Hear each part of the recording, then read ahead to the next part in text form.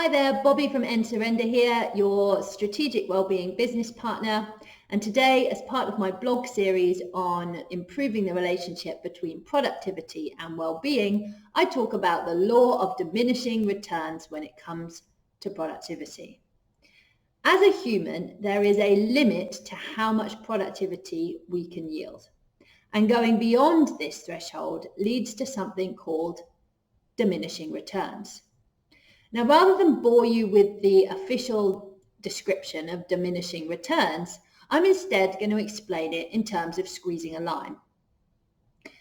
If we take a lime in our hand and we squeeze it and some juice comes out, we are applying a certain amount of effort to yield a certain amount of juice. But at some point, the effort that we apply in terms of squeezing starts to yield very, very little juice. And so we decide to stop squeezing the lime. And the reason that we decide to stop squeezing the lime is because the output is not worth the input that we are putting in. We realize that it is no longer worth squeezing the lime for the tiny bit of extra juice that we're going to get. Similarly with ourselves as humans, each hour that we work does not have the same level of productivity. This is governed by our ultradian and circadian rhythms. You can read about those in my How to Optimize Everyday blog at EnsOrenda.com. Productivity varies throughout a day, and generally we can focus for about 90 minutes at a time. And after that, we need to take a 20-minute rest. If we don't take rest, our focus and productivity after 90 minutes declines rapidly. And at this point, mistake making also significantly increases, which means that not only is your output much slower, it's also a lot sloppier. But unfortunately, we have got into a habit in the workplace where we do this so often that we are struggling to identify when we have squeezed the lime too much.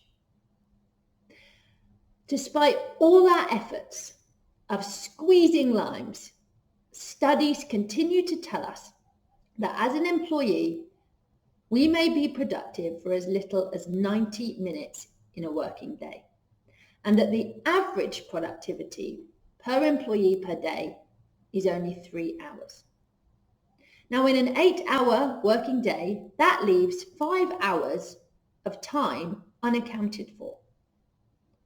And it gets worse. That time is often sedentary. And as a result, we are gradually becoming unhealthier, more bored, more disengaged, more frustrated, and more demotivated. And that places a downward pressure on our ability to be productive.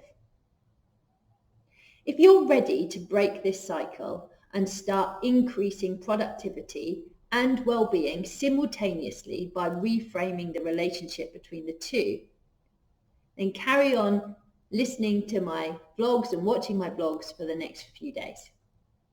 I look forward to seeing you tomorrow when I talk about the first well-being benefit of finding more time for healthier activities. See you then.